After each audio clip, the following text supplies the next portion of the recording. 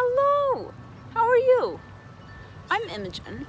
I am one of the priests at the Church of the Good Shepherd, and this is my backyard. And that, who you can see walking over there, is my dog, Vivian. And I am here so that I can be together with you in some way across the internet this Good Friday. Good Friday is a very special day. It's the day when we remember just how much God loves all of us, and that God loved us so much that God decided to give everything God had so that we could all be free and that we could live forever and ever in the love of God. And so this Good Friday, one of the things that we often look at is a cross. And I wonder if at home you have a cross somewhere around. I have a couple right here. This one is made of glass. It's red. It's very thick and it's rather heavy. If you dropped it on your foot, it would hurt. And you can even, if you try to, you can even try and see through it, but you can't quite. It's a little too dark for that. So this is one cross. And then some crosses that we find are at the end of a string of beads, like this one. And this one actually has a couple of little crosses interspersed through it. So you see there's a cross there at the end. And even if you look closely, you can even see that there's Jesus there on it. Do you see him? And then there are these little tiny crosses also that are all on the beads. Can you see that? It's very faint. And some crosses are made of glass, and some are made of stones, and some are made of wood. Like this one. This one is made of a few different kinds of wood. And they're different colors. So depending on what wood you make a cross out of, it can look very brown, or very beige, or very black, or anything in between, or even red. And so I think at this point, if you want, you could pause this video and you could go find a cross in your house somewhere. Or go find something that you can make into a cross. And when you found it, come and head back here and we'll take it from there. So pause right now, go find a cross, or go find something you can make a cross out of, and then come back here.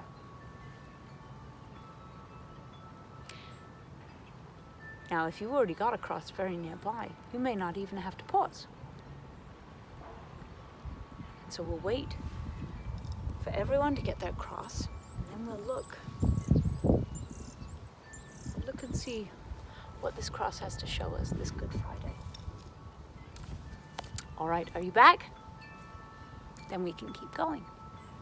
So now that we've got our crosses in all sorts of shapes and sizes and textures, they all feel different, they look different, we might have today a story that may have something to do with the cross. But it doesn't really seem to have a lot to do with the cross from its title. And it is called The Tale of Three Trees. Have you ever heard this tale? It is one of my favorites. So whether it's the first time you're hearing it, or even if you have heard it before and you're listening to it again, you will find something new, I bet, because God is all about showing us new things all the time, even in places that we thought we already knew everything there was to know about them. So with that, I invite you to curl up with me and sit with me in my backyard and hear and read The Three Trees. Are you ready? Here we go. I'm going to sit like this so that you can see better. Here we go. This book is by Angela Elwell Hunt, and it has pictures by Tim Junkie, which is good because I like good pictures. All right, here we go. Look at this. Can you see? Once upon a mountaintop, 3 trees stood and dreamed of what they wanted to become when they grew up. Do you see those 3 trees at the top of that mountain? The first tree looked up at the stars twinkling like diamonds. Can you see all those stars? Do you see that thing hovering above the tree? The first tree said, I want to hold treasure. I want to be covered with gold and filled with precious stones in a treasure chest that looks something like this one right here. I will be the most beautiful treasure chest in all the world.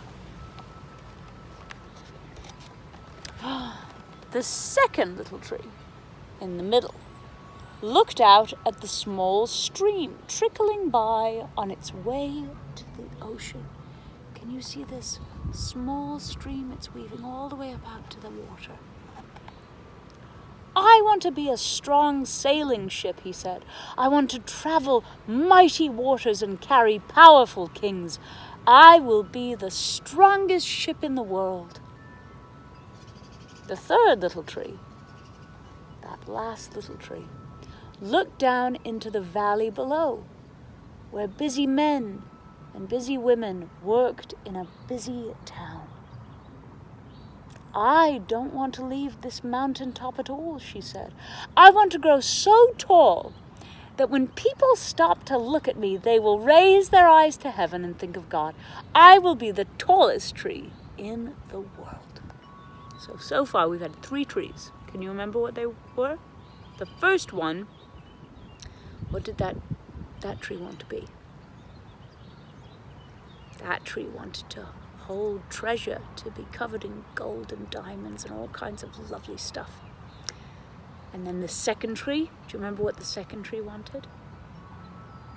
As the tree looked out onto the stream and the water, that tree wanted to be the strongest ship in the world, the strongest sailing boat. And then the third one that we've just had wanted to be so tall on the mountaintop that whenever people looked up, they would automatically raise their eyes to God. All right, so three big dreams for these trees. Let's see what happens next. Years passed. The rains came, the sun shone, and the little trees grew tall. One day, 3 woodcutters climbed the mountain. Do you see them? They climbed all the way up. The first woodcutter looked at the first tree and said, "This tree is beautiful. It is perfect for me." With a swoop of his shining axe, the first tree fell. "Now I shall be made into a beautiful chest," thought the first tree. "I shall hold wonderful treasure." The second woodcutter looked at the second tree and said, "This tree is strong. It is perfect for me." With a swoop of his shining axe, the second tree fell. "Now I shall sail mighty waters," thought the second tree. "I shall be a strong ship for kings." The third tree felt her heart sink when the last woodcutter looked her way. She stood straight and tall and pointed bravely to heaven. But the woodcutter never even looked up. "Any kind of tree will do for me," he muttered. With a swoop of his shining axe, the third tree fell. See the tree falling? The first tree rejoiced when the woodcutter brought him to a carpenter's shop. But the busy carpenter was not thinking about treasure chests. Instead, his work-worn hands fashioned the tree into a feed box for animals. The once beautiful tree was not covered with gold or filled with treasure. He was coated with sawdust and filled with hay for hungry farm animals. I wonder what that's about. The second tree smiled when the woodcutter took him to a shipyard, but no mighty sailing ships were being made that day. Instead, the once strong tree was hammered and sawed into a simple fishing boat. Too small and too weak to sail an ocean or even a river, he was taken to a little lake. Every day, he brought in loads of dead, smelly fish. Have you ever smelled a fish? It's very, very smelly. I'm not sure if I were a boat that I would like to carry fish all the time. The third tree. What happened with the third tree? The third tree was confused when the woodcutter cut her into strong beams and left her in a lumber yard. What happened? The once tall tree wondered. All I ever wanted to do was stay on the mountaintop and point to God. I can imagine all these trees were very confused. Many, many days and nights passed. The three trees nearly forgot their dreams. But one night, golden starlight poured over the first tree as a young woman placed her newborn baby in the feed box. Can you see her?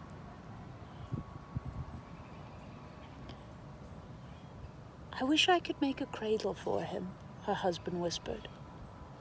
The mother squeezed his hand and smiled as the starlight shone on the smooth and sturdy wood. This manger is beautiful, she said. And suddenly, the first tree knew he was holding the greatest treasure in the world. One evening, a tired traveler and his friends crowded in an old fishing boat. The traveler fell asleep as the second tree quietly sailed into the lake. Soon a thundering and thrashing storm arose. The little tree shuddered. He knew he did not have the strength to carry so many passengers safely through the wind and the rain. Do you see that? The boat is tossed and blown on those waves. The tired man awakened. He stood up, stretched out his hand, and said, "Peace." The storm stopped as quickly as it had begun. And suddenly, the second tree knew he was carrying the King of heaven and earth.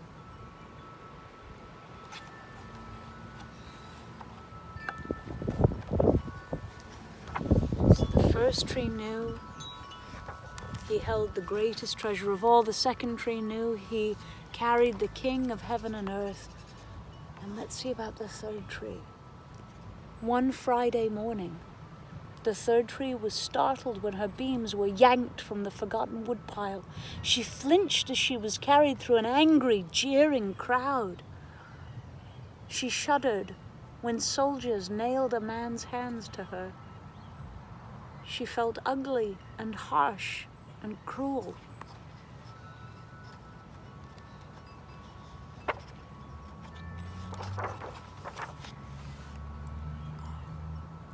But on Sunday morning, when the sun rose and the earth trembled with joy beneath her, the third tree knew that God's love had changed everything.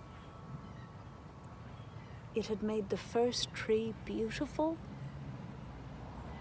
It had made the second tree strong. And every time people thought of the third tree, they would think of God.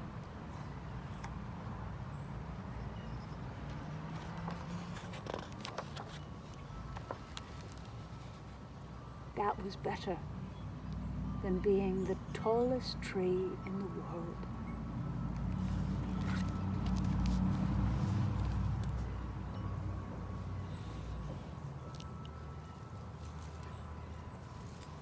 Sometimes we can look at crosses to think of God. When you were baptized, or when you get baptized, you'll be marked with a cross on your forehead like this. And so in some ways, you walk around with a cross on you all the time. You have been marked as Christ's own forever. And so when people look at you, they see God. The way that you act, the way you speak, the way you are brave and kind and gentle and loving and exciting and funny and sweet and playful. Those are all things that help people to know how God's love has changed everything. and that God can do all kinds of amazing things with a tree, or with you, or with me. And today we remember and we think about what God did with a cross. I wish you a blessed Good Friday, and I cannot wait to see you at Easter.